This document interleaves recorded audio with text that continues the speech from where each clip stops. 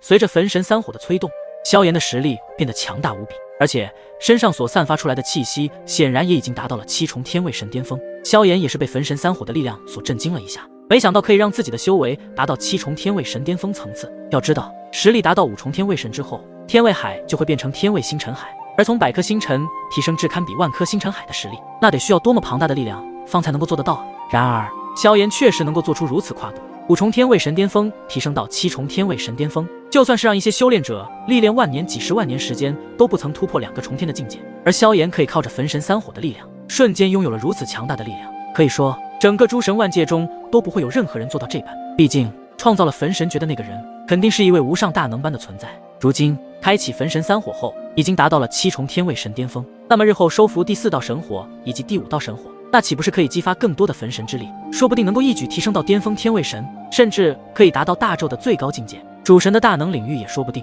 想到这里，萧炎对于剩余的神火倒是有了极其渴望得到的心情，因为自己只要将9道神火全部收服，那么就能完全的激活焚神之力的全部力量，更是可获得那传说中的无上神力。焚神三火形态下所带来的恐怖力量，让得萧炎微微有些意外，而且对面的4域天神君早已经面庞扭曲，写满了难以置信，对方的实力竟然如此强大，真的使用了3招就将自己打败了。7重天位神巅峰的气息，这怎么可能？你明明是最5重天位神的修为，为何散发出来的气息竟是如此的可怕？4域天神君说着越来越震惊，他才前不久获得来自天龙大神君给的机缘，使得自身的实力终于突破，达到了半步7重天位神的层次，今日算是首秀，结果狠狠地被打脸了。萧炎只是微微一笑地看着震惊中的4域天神君，道：凡事都有可能，我说过，当你伤害我那俩兄弟的时候，你就该死。简单的一句话，确实让的4域天神君听了身躯一震。两兄弟，突然4域天神君的想起了什么，然后惊疑地看着萧炎，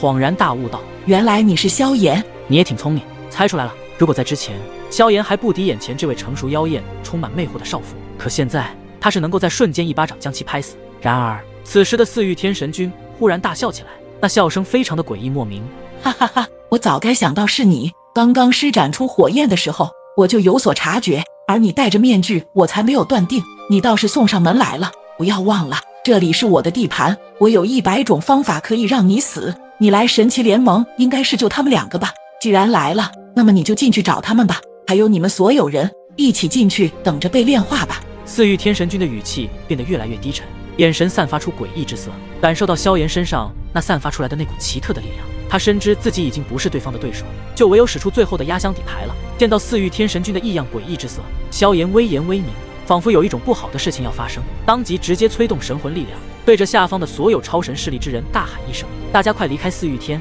然而下方的那些人听到萧炎的大喊声，一些反应快的人自然已经朝着远处纷纷掠去，一些反应慢的则是愣在原地不动。5大神阁的几位第一天骄也仿佛感受到了一股危险之气，皆是旋转神力，以最快的速度离开4域天。可是他们速度再快又如何？4域天神君淡淡的声音在这天地间响起：一个都走不了，开启玉门。4域天神君的双瞳瞬间变得一片漆黑，双掌合一，一道沉闷之声在整个4域天的上空响了起来，一股诡异的能量体从他的身上爆发出来，数道黑色光柱破题而出，直接洞穿了那具娇躯，身上的血液也不再是红色，而是变成了诡异无比的黑色血液，仿佛是4域天神君正在进行着某种仪式。从他那体内爆发出来的黑色光柱直至4域天的四面八方，身体开始有了一丝变化。4域天神君的双手双脚已经融化，远远看去竟是与数道黑色光柱融合在了一起。顿时间，4域天的天空异常扭曲起来，下一刻，那些扭曲过的空间处，滔天的黑气源源不断地从那空间内暴涌而出，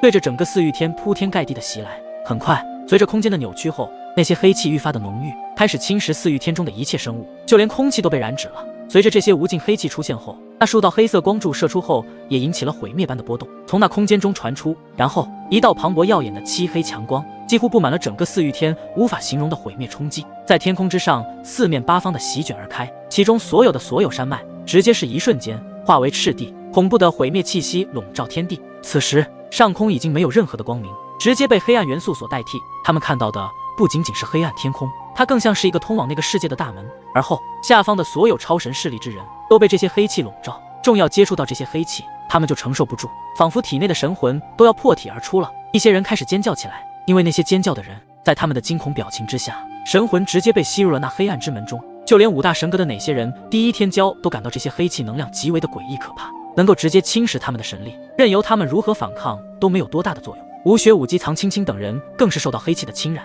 诸多武神阁之人也纷纷被抽离了神魂，神体则是在这黑气的不断侵蚀下，变成了一具充满诡异死气的之躯。